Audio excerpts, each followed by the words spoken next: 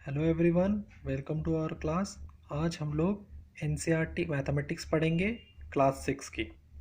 तो चलिए शुरू करते हैं। Chapter 8 decimal. देखो, सविता और समा दो दोस्त हैं।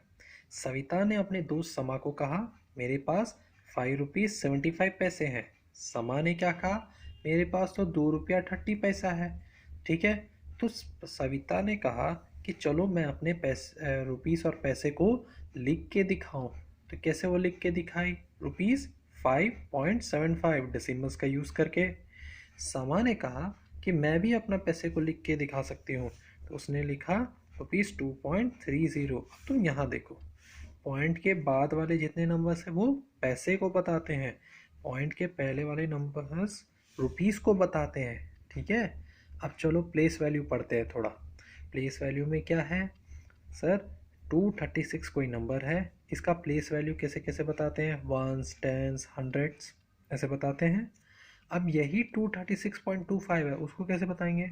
पॉइंट के पहले वाले नंबर को देखो, वैसे ही बोलना है, वंस, टेंस, हंड्रेड्स। पॉइंट के बाद वाले नंबर को क्या बोलेंगे? Tens, hundreds. ठीक है। अब चलो आते हैं कन्वर्शन करने में। कन्वर्ट करने तो आता ही होगा। 7 सेंटीमीटर 5 मिलीमीटर है। 1 सेंटीमीटर कितना मिलीमीटर होता है? 1 centimetre is equals to 10 millimetre.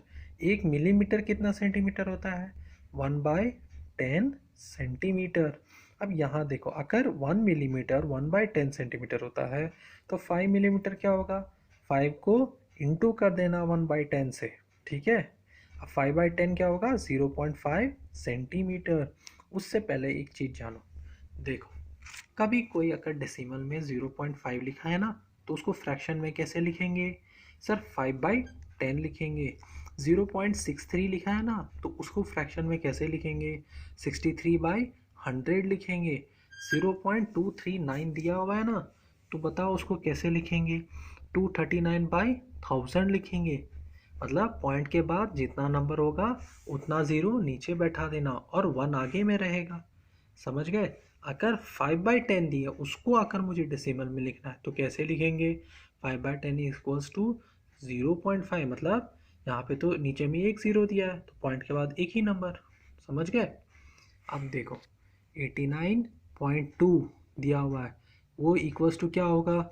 892/10 ही होगा। ऊपर वाले को बोलते हैं न्यूमरेटर, नीचे वाले को बोलेंगे डिनोमिनेटर। सेकेंड वाला क्या दिखा रहा है? 8 सेंटीमीटर 2 मिलीमीटर। तो 1 मिलीमीटर कितना होता है? 1/10। क्या हम इसको इक्वल्स टू 1/10 को 0.1 सेंटीमीटर लिख सकते हैं सर?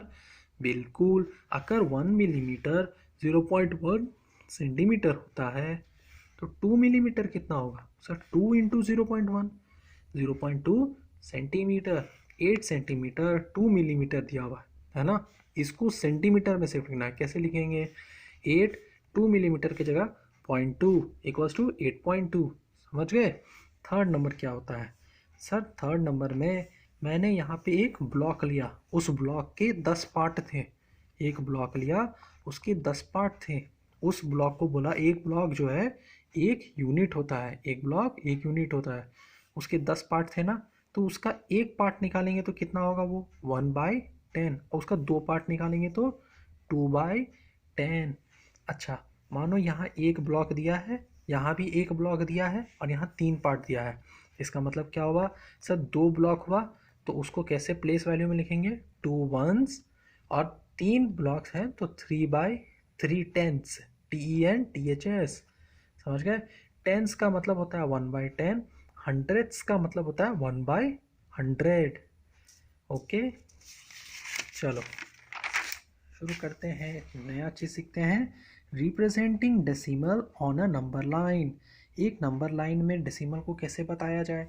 हम जानते हैं सर, ज़ीरो के बाद 1 आता है, लेकिन ज़ीरो से 1 आने के बीच में ये छोटे छोटे पार्ट्स कितने होते हैं? वो टोटल 10 पार्ट्स होते हैं। अपना स्केल उठाओ और उस स्केल में एक बार देखो, 0 से 1 के बीच में कितना पार्ट्स दिया है, काउंट करो।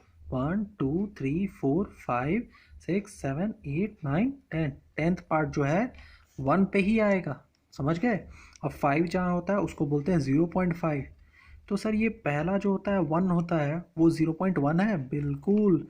वो 0.1 है, उसके बाद 0.2 है, 0.3, 4, 5, 6 ऐसे करके जा रहा है। कोई तुम्हें बोलेगा 1.7 मार्क करके दिखाओ, इसमें रिप्रेजेंटिंग करो टेबल में। 1.7 कैसे मार्क करेंगे?